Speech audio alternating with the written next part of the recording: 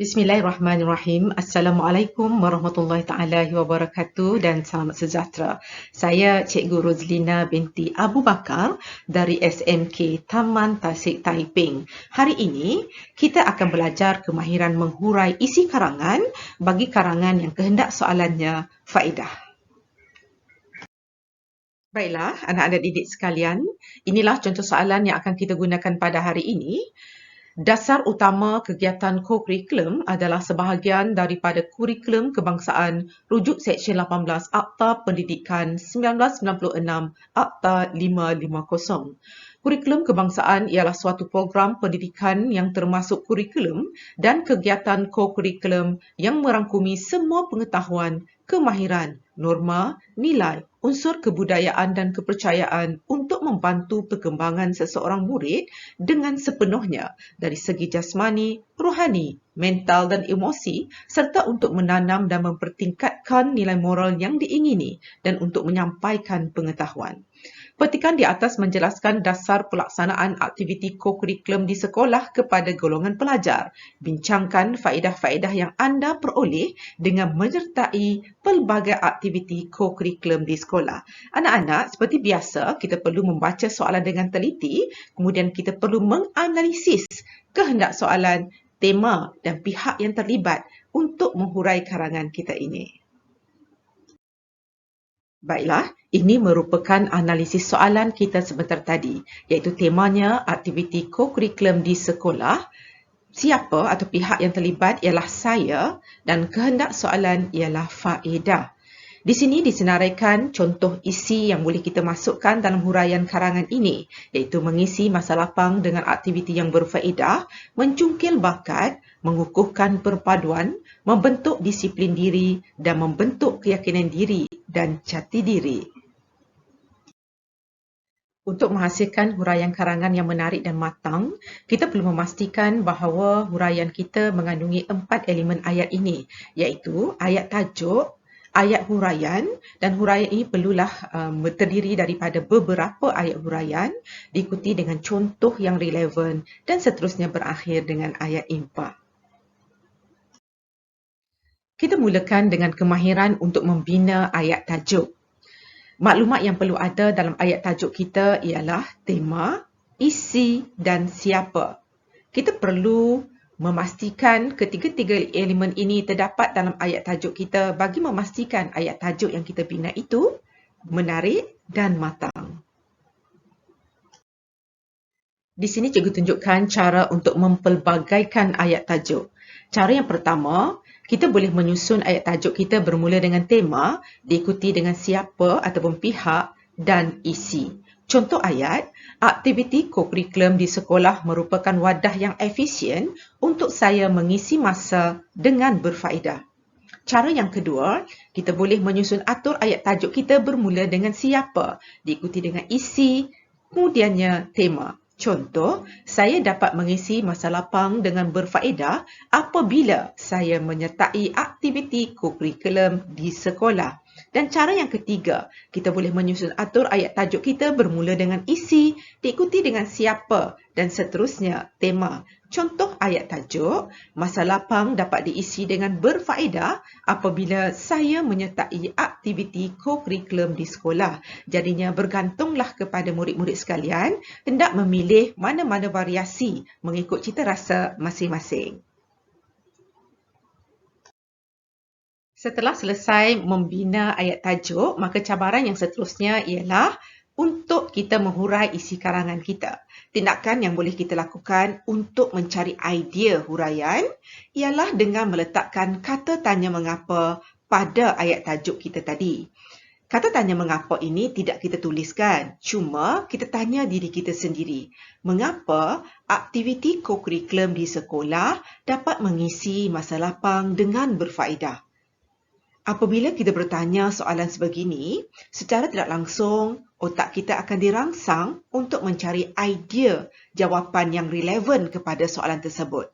Jadi contoh di sini, apabila kita tanya, mengapa aktiviti co-kurikulum di sekolah dapat mengisi masa lapang dengan berfaedah? Jadi kita dapat jawapan, dapat mengembangkan potensi saya. Jadi apabila kita sudah pun mendapat jawapan kepada soalan kita tadi, maka jawapan kepada soalan itulah huraian kita. Jadi apabila kita hendak membina ayat huraian, kita masukkan dalam karangan, kita binakan ayat yang gramatis. Contoh di sini ayat lengkap kita daripada idea yang kita ketemui tadi. Hal ini dikatakan demikian kerana potensi saya dapat dikembangkan apabila saya menyertai aktiviti kokurikulum di sekolah. Baiklah, sebentar tadi kita telah pun membina ayat tajuk dan ayat huraian pertama. Cabaran yang seterusnya adalah untuk mencari idea, menulis idea-idea huraian kita yang seterusnya. Teknik yang boleh kita gunakan untuk mendapat idea huraian kita adalah dengan bertanya soalan bagaimana, apa dan mengapa, iaitu BAM. Bagaimana, apa dan mengapa pada jawapan yang telah kita temui sebentar tadi. Sebentar tadi, untuk huraian pertama, kita telah pun mendapat jawapan dapat mengembangkan potensi saya. Jadi teknik yang boleh kita gunakan ialah kita tanya soalan BAM tadi, bagaimana, apa, mengapa kepada jawapan kita ini, iaitu apa, mengapa, bagaimana, susun aturnya terpulang kepada kita. Ingin bertanya soalan apa dahulu atau mengapa dahulu atau bagaimana dahulu tidak menjadi persoalan kerana tujuan kita membuat pertanyaan ini adalah untuk merangsang minda kita mendapat idea huraian yang seterusnya. Cuma pastikan setiap soalan ini kita tanya dengan dibuat berkaitan dengan tema soalan kita. Di contohnya, kita bertanya, apakah yang dapat mengembangkan potensi saya ketika aktiviti kokurikulum? Apakah yang dapat mengembangkan potensi saya ketika aktiviti kokurikulum di sekolah? Jadi apabila kita bertanya soalan ini, maka kita akan dapat jawapan. Contohnya, perkara yang dapat mengembangkan potensi saya ketika di sekolah ialah melalui kelab permainan, seperti bola sepak, kelab persatuan seperti bahas, pakaian seragam seperti KRS. Ini contoh jawapan yang akan kita peroleh. Kemudian, kita tanya pula soalan mengapa. Sama juga, soalan ini juga perlu dibuat berkaitan dengan tema kita. Mengapakah aktiviti kokurikulum dapat mengembangkan potensi saya? Mengapakah aktiviti kokurikulum dapat mengembangkan potensi saya? Jadi, kita akan dapat jawapan. Contohnya, waktu petang saya dipenuhi dengan aktiviti kokurikulum. Saya dapat mewakili sekolah. Saya dapat melakukan pelbagai aktiviti pada hujung minggu seperti Hari Sukan Negara, Merentas Desa dan pelbagai jawapan lain yang kita akan peroleh apabila kita bertanya soalan tersebut. Soalan seterusnya yang boleh kita tanyakan ialah bagaimana. Sama juga kita perlu kaitkan dengan tema kita. Bagaimanakah aktiviti kokurikulum di sekolah dapat mengembangkan potensi saya? Bagaimanakah aktiviti kokurikulum di sekolah dapat mengembangkan potensi saya? Jadi kita akan dapat kata kunci kepada jawapan soalan tersebut.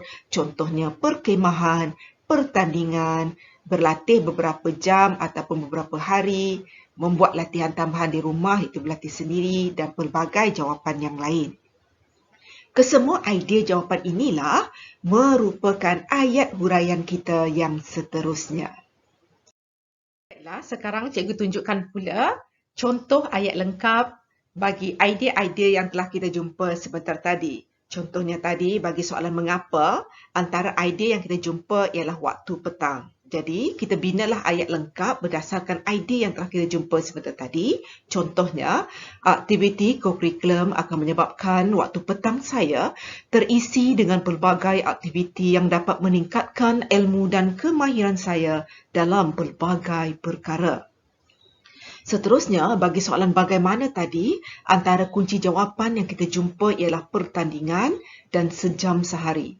Jadi, kita bina ayat, contohnya, potensi saya akan semakin berkembang apabila saya menyertai pelbagai pertandingan yang dianjurkan oleh pihak sekolah atau pihak-pihak lain sepanjang tahun. Lazimnya, apabila saya mewakili sekolah dalam sesuatu pertandingan, seperti pertandingan pidato, saya akan berlatih sekurang-kurangnya sejam sehari bagi memastikan saya mampu mencapai kejayaan dalam pertandingan tersebut. Kemudian, anak-anak cuba kaitkan idea yang telah kita tuliskan itu dengan peribahasa yang relevan. Contohnya, saya perlu berlatih dengan konsisten pada setiap petang sebelum pertandingan diadakan kerana jika tidak dipecahkah ruyung, mana akan dapat sagunya. Seterusnya, bagi soalan apa pula, sebentar tadi kita telah mendapat kuncinya kelab permainan, persatuan dan pakaian seragam. Maka kita bina ayat lengkapnya. Sejak sekolah rendah lagi, saya diwajibkan menyertai sekurang-kurangnya 3 cabang aktiviti kokurikulum iaitu kelab permainan, persatuan dan pakaian seragam. Sekarang, cikgu akan tunjukkan cara membina ayat contoh yang gramatis. Anak-anak perlu faham bahawa ayat contoh mesti berkait terus dengan ayat yang sebelumnya. Dan ayat contoh juga mestilah gramatis. Gramatis bermaksud ayat kita perlu ada subjek dan predikat. Dan cikgu lebih suka jika anak-anak membiasakan diri anak-anak untuk membina ayat contoh anak-anak dengan memulakan ayat anda dengan subjek yang sesuai. Kita lihat contoh di sini. Sejak sekolah rendah lagi, saya diwajibkan menyertai sekurang-kurangnya 3 cabang aktiviti kokurikulum iaitu kelab permainan, persatuan dan pakaian seragam. Contohnya, kawat kaki dan ikatan dalam unit pakaian seragam. Apa masalah ayat ini? Kesilapan murid dalam ayat ini ialah ayat contoh ini tidak ada subjek. Jadi ayat contoh yang baik sepatutnya mempunyai subjek yang sesuai. Kita lihat situasi ayat yang sepatutnya dibina oleh murid-murid. Sejak sekolah rendah lagi, saya diwajibkan menyertai sekurang-kurangnya 3 cabang aktiviti kokurikulum iaitu kelab permainan, persatuan dan pakaian seragam. Contohnya, saya wajib belajar kawat kaki dan ikatan dalam unit pakaian seragam. Jadi kita lihat dalam ayat yang di bawah ini, ayat contoh kita bermula dengan subjek iaitu saya. Sekarang, cikgu akan kongsikan pula teknik membina ayat impak. Ayat impak untuk karangan yang kehendak soalannya faedah, kepentingan, kebaikan ataupun manfaat, wajib kita kembali kepada isi kita, isi karangan kita. Contoh, jika tema kita aktiviti kokurikulum di sekolah, isi kita mengisi masa lapang dengan berfaedah dan siapa atau pihak yang terlibat ialah saya. Jadi, ayat impak yang sepatutnya kita bina ialah contoh. Pertama, impaknya saya dapat mengisi masa lapang dengan berfaedah. Contoh yang kedua, keadaan ini menyebabkan saya dapat mengisi masa lapang dengan berfaedah. Ini pula merupakan contoh perengan lengkap huraian kita sebentar tadi. Kita lihat di sini, aktiviti kokurikulum di sekolah merupakan wadah yang efisien untuk saya mengisi masa dengan berfaedah. Hal ini dikatakan demikian kerana potensi saya dapat dikembangkan apabila saya menyertai aktiviti kokurikulum di sekolah. Aktiviti kokurikulum akan menyebabkan waktu petang saya terisi dengan pelbagai aktiviti yang dapat meningkatkan ilmu dan kemahiran saya dalam pelbagai perkara. Potensi saya akan semakin berkembang apabila saya menyertai pelbagai pertandingan yang dianjurkan oleh pihak sekolah sepanjang tahun. Lazimnya, apabila saya mewakili sekolah dalam sesuatu pertandingan, seperti pertandingan pidato, saya akan berlatih sekurang-kurangnya sejam sehari bagi memastikan saya mampu mencapai kejayaan dalam pertandingan tersebut. Saya perlu berlatih dengan konsisten pada setiap petang sebelum pertandingan diadakan kerana jika tidak dipecahkah ruyung, manakan dapat sagunya. Tambahan pula, sejak sekolah rendah lagi saya diwajibkan menyertai sekurang-kurangnya 3 cabang aktiviti kokurikulum iaitu kelab permainan, persatuan dan pakaian seragam. Contohnya, saya wajib belajar kawat kaki dan ikatan dalam unit pakaian seragam. Keadaan ini menyebabkan saya dapat mengisi masa lapang dengan berfaedah. Demikianlah tadi teknik untuk menghurai karangan jika kehendak soalannya ialah faedah. Cikgu harap perkongsian pada hari ini mampu membantu murid-murid untuk menghurai karangan dengan lebih matang dan panjang. Sekian, terima kasih.